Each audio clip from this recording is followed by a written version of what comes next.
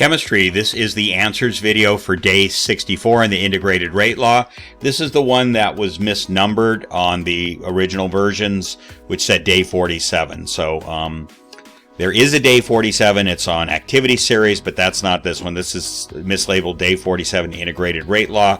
So I went ahead and corrected it on this copy. Okay, let's get going on this. All right, so I'm going to change the not accepted after date from Wednesday the 14th. And I'm going to change that to December 16th. That's a Friday. That's the Friday that you have a quiz on this. Okay, and that's Friday. All right, so let's go ahead. So first I wanted to give you a little practice on dealing with inverses of logs and natural logs, mainly natural logs because that's what we use in kinetics. So I'm going to do a few of these, but not all of them. I'll leave 2 of them for you to do.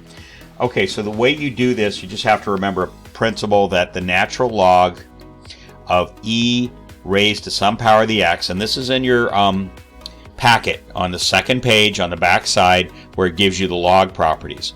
These 2 things inverse each other. You can kind of think of them as like they cancel each other out. So that's going to equal x. Now x doesn't just have to be a single variable x. It could be a big equation. It could be anything that's up in the exponent. It's simply going to come out there, okay?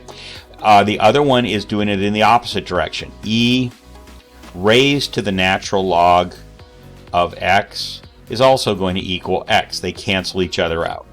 And again, x doesn't just have to be x. It could be a number. It could be an equation. It could be anything. It's just going to come out by itself. All right, and one more property to remember is that if you have the natural log of some number, let's say 12, raised to the x power, that what you can do is, and again that x could be anything, could be an equation, a number, then you can bring the x out in front, so it becomes x natural log of 12. Now you can do natural log of 12 on your calculator. All right, so those are the 3 principles. So let's go on. Let's start with this one. So we're going to take the natural log of both sides. Okay, and so using this last principle here, we can take the 2 plus x and bring it out in front. All right, and now what we're going to do is use our calculator, log of 3.2. So the way you do that, you can do this, you just hit the ln button right there, ln.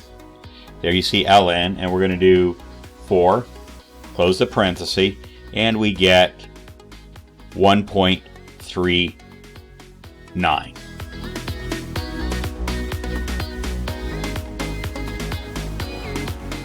Now natural log of 3.2, again ln, 3.2, close parenthesis, and we get 1.16.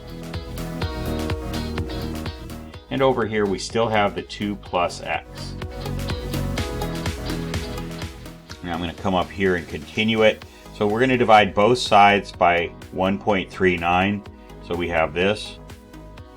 Okay, then we do 1.16 divided by 1.39 equals, and we get 0.083, 0.83. Now we're going to subtract 2 from both sides. This goes away and you end up with x equals that number, I still on my calculator, minus 2 equals negative 1.16. And that's the answer to this one. All right. Let's do the next one. ln of x equals 2.5. So we're going to use this principle right here. We're going to say e raised to the ln of x equals e raised to the 2.5. Anything you do to one side, you have to do to the other. Okay, so e, ln, they cancel each other out, so you end up with just x over on the left. And now you just do this on the calculator. Now, how do you do this? So the e function is right up above the ln, so you see e to the x. So you have to hit the second button, the light blue button, then hit ln, and that's going to bring you e raised to a power. And now we're going to do the power we want to raise it to is 2.5. Close the parenthesis, hit equal, and the answer is 12 point, call it 12.2. So that's the answer to that. Okay, so be sure you're not just copying. Be sure you know how to actually do these. All right.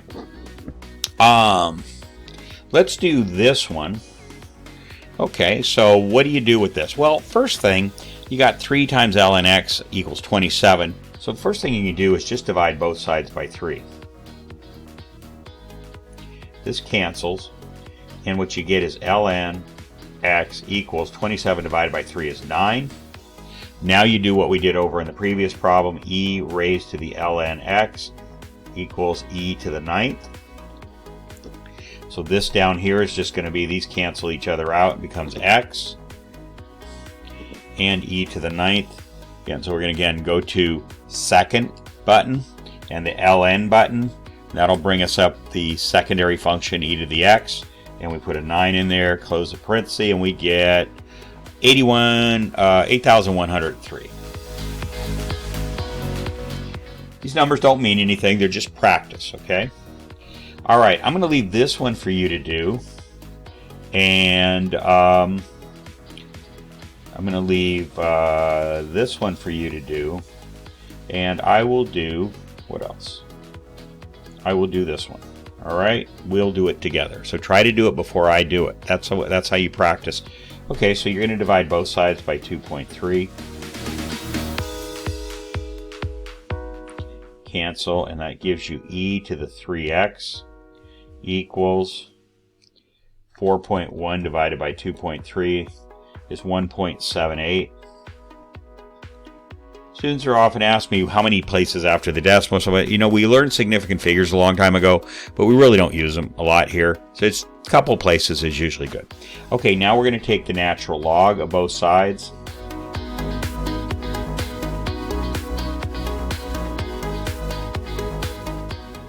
Okay, so the ln and the e cancel each other out, so you end up with just 3x over on this side. And the natural log of 1.78 is going to give us 0.58. Divide both sides by 3. And that's going to leave you with x equals 0.19 roughly. You get something close to that. That's all that matters. Okay, so you do these two. All right, we're going to keep going. Write the equation for a first order integrated rate law using stimulated reactants A and B. So it's first order. Actually, it's just simulated reactant A. We only deal with one reactant usually when we're dealing with integrated rate laws. So write the equation. It's simply going to be, okay, it's going to be ln concentration of A equals negative kt plus the natural log of the initial or beginning concentration. Okay, and that's it. All right. So this creates a straight line when you take these logs. So instead of having a curve like this, you're going to have a straight line like that. Okay. What is the difference between time-independent rate law and a first-order rate law? So the time-independent is at a specific moment in time. You don't see time the way you do here in an integrated rate law as part of the equation. And it's the ones we did on the previous assignment. So it's rate equals K, concentration of A to the X, concentration of B to the Y, and you solve for that. But nowhere in that equation is a time. So it's at a very specific time. All it's interested in is what are the concentrations, and it will tell you what the rate is at that particular moment. Okay, whereas the integrated rate law includes time in it. It includes two different concentrations. The initial concentration of A, that's what A0 means, and the concentration at some point in the future, A right there. All right, number 4. Use the analogy of the velocity of a car to explain the difference between time-independent and integrated rate law. So you can think of it as the time-independent is at a specific moment in time. So you look at the speedometer of a car and it says 60 miles per hour. That means you're going 60 miles per hour at exactly that time. Not 5 seconds earlier, not 5 seconds later, at exactly that moment. That's what the rate law we did on the last lesson, day 63, did. This is more like an average velocity. It takes you drive 120 miles to Los Angeles. It takes you 2 hours. So it's 2 different locations, 2 different times. There's a change in time. So that would be 60 miles per hour. All right, that's an average velocity. Okay, so that's the difference between the two. Okay, number 5, draw 2 sketches. Sketch the graph of the concentration of A versus time for a first order reaction. So that's going to look like this. It's just a sketch. It doesn't have to be precise. So here's time. Here's concentration of one reactant A. And it's basically going to be a curve that looks like that.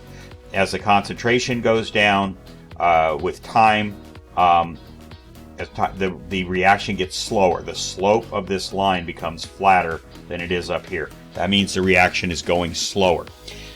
All right, and now for the ln, that's what linearizes this. That's why we use logs. One of the two main reasons to use logs is linearizing. So ln of A is going to give you a straight line with the slope. If the slope is negative, so it equals the opposite of the rate constant. The rate constant has to be positive. So the K is positive, but the slope is negative, so that explains the negative sign right there, okay? And that's a straight line. Okay, the next problem is directly from the video. Complete the problem as many times as it takes for you to have the process memorized. Okay, so you should do this from the video. So decomposition of this compound, it's a decomposition reaction at a certain temperature and concentration. The reason you got to bring in temperature, you're not going to use a number anywhere for temperature, but if the temperature changes, then everything we're talking about is not applicable. So the concentration of this compound was monitored as a function of time. Plot the natural, it says a plot of the natural log of this compound versus time in seconds produced a linear straight line. Plot with the slope-intercept given in the equation below. Okay, so this is from math class. Y equals m is the slope, x plus b is the y-intercept. So negative 0.2 would be the y-intercept. The slope here would be negative 0.00031. What is the y? What is the order of the reaction in y? So it's first order. Why? Because when you plot the natural log of the concentration of the reactant versus time, if that gives you a linear straight line plot, then it's first order. That's how you know it's first order. So it's first order because of that reason, that a plot of the natural log of the concentration of the reactant versus time will produce a straight line. And it told you that it does, so that's first order. What is the rate constant? What part of the graph is represented by the rate constant? So the rate constant K, in this case, is positive. I'm going to put a plus sign just to emphasize it. 0.00031. And it's the slope. But in this case, the slope is negative, but the rate constant is positive. So what part of the graph is represented by the rate constant? The slope of the line, the slope of the straight line. So we went back here. Whatever the slope of that line right there is, that's the rate. You take the negative of that number, and that's the rate constant. Okay. So given the following data points, determine whether you're dealing with a first, second, or zeroth order reaction. So you just have to remember when a zeroth order would be if you plot the time versus the concentration of A. If that gives you a straight line, it's zeroth order. If you plot the time versus the natural log of A and that gives you a straight line, it's first order. If you plot the time versus 1 over the concentration of A, it's second order. So just remember those principles, and we're going to come over here and do a few of these. I won't do them all, but I'll do a couple of them for you here. Okay, let's do A up here. So we're going to plot, this is the time. The time is linear, 1 minute, 2 minute, 3 minute, 4 minute. This is the concentration. So if this provides a straight line, then it's going to be zeroth order. So let's write that. I didn't write it here. So this is zeroth order. This one, if the natural log produces a straight line versus time, then that's first order. And if we plot 1 over the concentration and that produces a straight line versus time, that's second order. Now, how do you know it's a straight line? If the differences between the numbers here are the same, you just subtract this minus this minus this, then it would be that would be a straight line. Okay, I'm not actually asking you to actually plot the graph, just know that principle. Okay, so here we go. We're going to take the difference between these two. All right, and I'll take the differences between all of these here, and I'll pause the video and then do that. Okay, so I took the differences between these, and you can see they're not the same. So that means that would not form a straight line when you plotted it against 1, 2, 3, and 4. So this is not the correct answer. So now we're going to take the natural log of each of these. So we'll do that. Okay, so I'm going to take 4.95, take natural log, so just ln. 4.95, close the parenthesis, and we get 1.6. Let's call that 1.6 right there. Okay, now 3.32, same thing. So natural log 3.32, close parenthesis, you get 1 point. I'm going to call that 1.2, and you can too. You don't have to get to the, it's 1.2. It's good enough. Okay, next is 2.23. Natural log 2.23. Let's see, is 0.8. And finally 1.49. Natural log rather, 1.49. And that's going to give us 0.398, call that 0.4. So now let's take the differences. 1.6 minus 1.2 equals 0.4. 1.2 minus 0.8 equals 0.4. And 0.8 minus 0.4 equals 0.4. So these differences are the same. That means it's going to form a straight line. So this is our answer. It's a first order reaction. Once you determine that, you don't have to do this one. Okay, let's keep going down below. And let's take the difference between these two. 3.33 minus 1.25.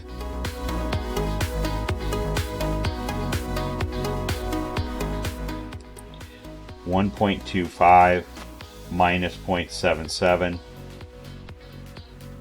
So right now by the second one we can see that they're not going to be the same differences. So you could stop right here. I'll just finish though. Minus 0.56 is going to give you 0.21. So yeah, they're not the same differences. Okay. All right. Okay, so now natural log. You got to take the natural log. Let's see if this one works. So we'll go ahead. I'll pause and take the natural logs there. Okay, so I took the natural log of 3.33. I got 1.2. I did the same for each of these numbers. These are the natural logs of these numbers. Then I took the differences. 1.2 minus 0.22. I get 0.98. 0.22 minus negative 0.26. I get 0.48. So you can see those differences are not the same. So it's neither this one or this one. So let's verify. It doesn't have to be any of these. So go ahead and verify. So what we're going to do is take the reciprocal of each of these. So the way you do that is very simply, it's two ways to do it. I'll show you both. 1 divided by 3.33. That's the reciprocal. And that gives you 0.3. Now we'll do the next one, 1.25. Another way to do it is put in 1.25 x to the negative 1. That's the reciprocal. That's flipping it over and hit equal. And that's 0.8. Okay, I'll do 0.77 the same way. So 0.77, 1 over x. X to the minus 1 power is the same as saying 1 over that number. And that gives you 1.298. I'm going to call it 1.3. And finally, 0.56. I'll do it the other way this time. 1 divided by 0.56 equals 1.78. I'll call that 1.8. So 0.3 to 0.8, subtract those, you get negative 0.5. 0.8 to 1.3, subtract those, you get negative 0.5. And 1.3 to 1.8, subtract those, you get negative 0.5. Those are all the same differences. So the answer is it's second order. Okay. All right. I'm going to do one more of these. I'm going to leave the others for you to do. I did a bunch of these in class, by the way. Okay. And I don't even know what these are. I can't even remember which ones any of these are. So let's do this. Okay. So how about this one?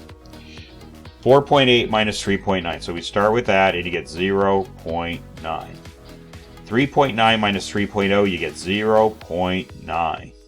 3.0 minus 2.1, you get 0.9. There you go. Those are all the same differences. So this is a 0th order reaction right there. You don't have to do either of these, okay? And since that was too easy, I'll do one more here. This is going to be, well, I can see this one right away is going to be 0.6, so that's going to be 0th order, so that's it, okay? That's all. You do the last two. There's one here and there's one on the next page, so that's 0th order is the answer. You don't have to do those two, okay? All right, keep rolling here. Okay, and there's the other one that you need to do there. Okay, so first order reaction has an initial concentration of 0.3 molar and follows the following equation. Okay, so there it is. So it's first order. That's going to create the straight line. So y, and I just want to relate it to math class. Y equals m. That's the slope. It's a negative slope, negatively sloping. X is the time. That means the independent variable, the number that you put into the equation, is x. In this case, is time. Plus b. That's the y-intercept. We're not really that concerned about that, except that's the number that this is going to be. This is going to be the initial concentration. So what is the rate constant? It's the positive of the slope. The slope is negative, but the rate constant is positive, so K equals 0.217. Okay, and the units of measure, if it's first order, is going to be 1/seconds. Okay, you'll get to where you just know those by memory, but you can figure it out. Okay, what is the concentration at the following times? All right, so we're going to take the first one, natural log of A. What we want to know is A. This is what we want to know, this right here. So that's going to equal negative 0.217 times the time, and the first time we're doing is 2.4. I'm not bothering with units of measure because we know at the end the concentration is going to be molar per second. And then it's plus the natural log of this initial molarity. That's the initial concentration, 0.3. Okay, so if I take the natural log, I'm going to come over here and rewrite it. I got natural log of A, and it's negative 2.217 times 2.4, and that gives us negative 5.21, I'll call it, plus the natural log of 0.3. So again, we come here, natural log ln 0.3, close the parenthesis, and we get negative 1.2. Okay, so it's negative 5.21 minus 1.2. And that gives us negative 6.4 for this. So what that means is the natural log of A, the concentration of A, equals negative 6.4. I'll leave it at that. But we don't want the natural log of A, we want to know A. What's the concentration? So you've got to use your inverse property. So I'm going to come over here. E raised to the ln of the concentration of A equals E raised to the negative 6.4. So this, of course, I'm doing it sideways so I could save space because you got two more to do. You can do them on line paper if you'd like. So E raised to the ln of concentration of A just gives you concentration of A. That's what we're looking for.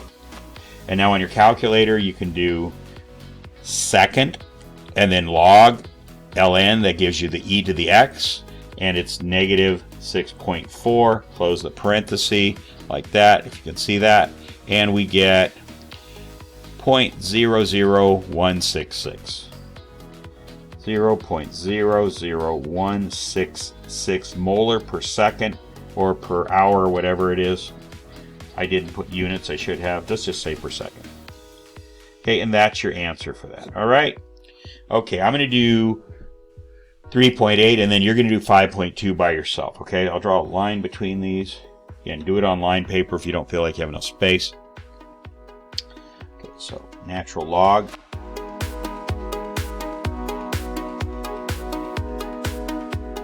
That gives us negative 2.03, we'll call it. Okay.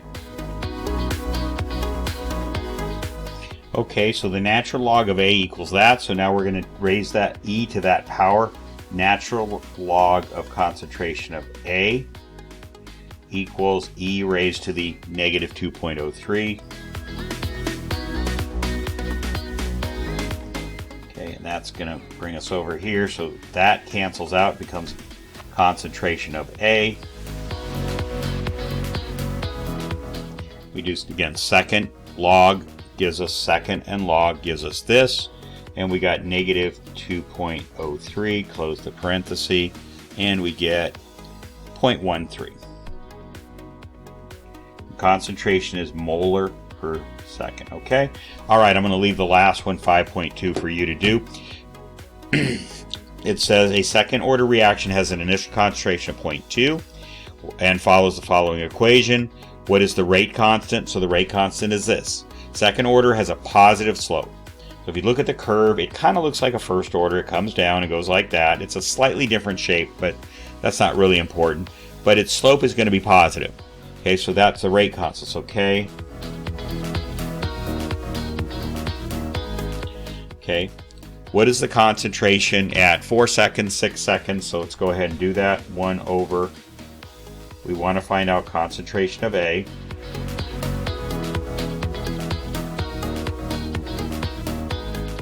And we're starting with 4 seconds plus 1 over the initial concentration. No logs involved here, and that's 0.2. Okay, so that's going to equal 0.451 times 4 equals 1.804.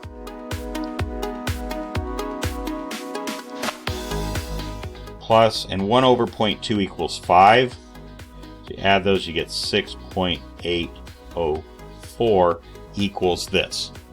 So that's not the answer, though. Let's write it down here. 1 over concentration of A equals 6.804. You want A, so you got to flip this. Take the reciprocal of this and get the A up on top. That means you got to flip this. Take the reciprocal of this. So what we're going to get then is concentration of A equals, how do you do that? You do 6.804. Let me put that in so you can see it. So there it is. I'm going to hit 1 to the x to the minus 1. That's going to take the reciprocal. Okay, and there you do that, and you get 0.147. And again, it's molar per whatever the unit of time. There's seconds here. Okay, there you go. All right, I'm going to leave you to do the other two like that. Do the 6 seconds and the 8 seconds. So the ones that I don't do are the ones that I'm really checking to see that you do. And you can come to me for help if you don't understand. It's really just plug in the numbers. Okay, let's keep going. Okay, describe what happens to the rate of a reaction when the concentration of a reactant of the following order. We've done this already in the previous lesson, so I'm just reinforcing it. 0th order doesn't change the rate if it's 0th order. If it's first order, doubling the reactant doubles the rate. If it's second order, doubling the reactant quadruples the rate. Okay, so you've seen that one before. What is the half-life of a first order reaction? What is the half-life formula? So T and subscript 1/2 equals 0.693 over the rate constant K. The half-life is the amount of time it takes for half of that concentration to be consumed. So you end up with half of the concentration you had before. How long does that take? That's called the half-life. Okay. All right, so there's the formula. What is the half-life? It should be of a reaction with, assuming it's first order. I should have stated that. Assuming it's first order. So we're going to just say equals. And again, how this is derived to get the 693, you don't have to understand. It's not important. So down here is going to be 2.1. Okay, so let's do that one together on the calculator. Okay, so it's 0.693 right there, divided by, and I like to always put scientific notation in parentheses, 2.1 times 10 caret -4, close the parenthesis, and you get 3,300. And what is that? That's in I didn't give you a unit of measure. Let's just say that's in minutes. Could be anything, okay? All right, so 3,300 minutes for half of the concentration to be used up. What is the value of K for the reaction with a half-life of 2,500 seconds? So you just take this equation, you do a little algebra on it.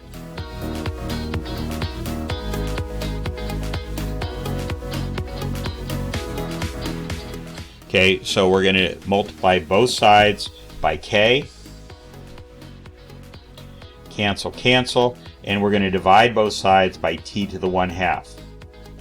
Put that down in the denominator there. T half-life, I should say, not T to the 1/2. T half-life. So those two cancel. So what you end up is this. And they give you the half-life is 2,500 seconds. So we come over here. Okay. And that's going to give us 0.693 divided by 2,500. Oops, too far. And that equals this. 2.8. And since it's first order, the rate constant units of measure are 1/seconds. Okay, so that's the rate constant.